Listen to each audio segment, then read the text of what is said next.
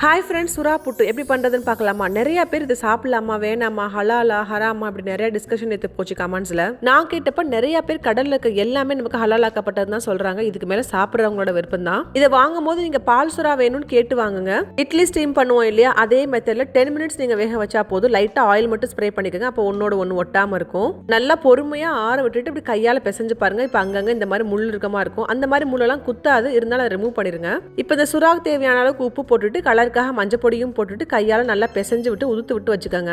Oil போட்டு கடுகு கருவேப்பிலை பச்சை மிளகாய் போட்டு வதக்கி விட்டுக்கோங்க. இதுல மெயின் ஃபிளேவர் கொடுக்கறது இஞ்சியும் பூண்டு தாங்க. ஆனா நிறைய போட்டுக்கொண்டு குட்டி குட்டியா சாப் பண்ணி போட்டுக்கோங்க. அதே மாதிரி சேம் லைக் சின்ன வெங்காயத்தை நல்லா நிறைய எடுத்துக்கோங்க. ஆனா குட்டி குட்டியா கட் பண்ணி போட்டுக்கோங்க. இப்போ இந்த மசாலாக்கு மட்டும் தேவையான அளவுக்கு உப்பு ஜாயின் பண்ணிக்கோங்க. பச்சை மிளகா வந்து முட்டைக்கெல்லாம் கட் பண்ணி போடுவாங்க இல்லையா, அது மாதிரி போட்டுக்கோங்க. பிள்ளைங்க சாப்பிடுவாங்கன்னா கொஞ்சம் பெருசாகி போட்டுக்கோங்க. என்ன வாயில பட்டுச்சு அப்படின்னா பிள்ளைங்க அதுக்கு மேலே சாப்பிட மாட்டாங்க.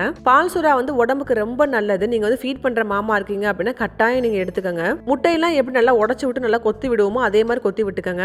லாஸ்டா கட்டாயம் பெப்பர் பவுடர் சேர்த்துக்கோங்க. அதுக்கப்புறம் 2 ஸ்பூன் அளவுக்கு நல்லெண்ணெய் சேர்த்து நல்லா பெரட்டி விட்டு எடுத்தீங்க அப்படின்னா சூப்பரா மணக்க சுறா போட்டு ரெடி ஆயிரும். சாப்பிடும் போது நல்லா சூடா கொரியண்டர் லீஃபோட போட்டு சாப்பிட்டு பாருங்க. இந்த ஃபிளேவரே டிஃப்ரெண்டா காமிக்கும் உங்களுக்கு. டெய்லி இந்த மாதிரி ரெசிபிஸ்க்கு என்னோட பேஜை ஃபாலோ பண்ண மறந்துடாதீங்க. அப்படியே உங்க ஃப்ரெண்ட்ஸ் அண்ட் ஃபேமிலி கூட இந்த வீடியோ ஷேர் பண்ணிக்கோங்க.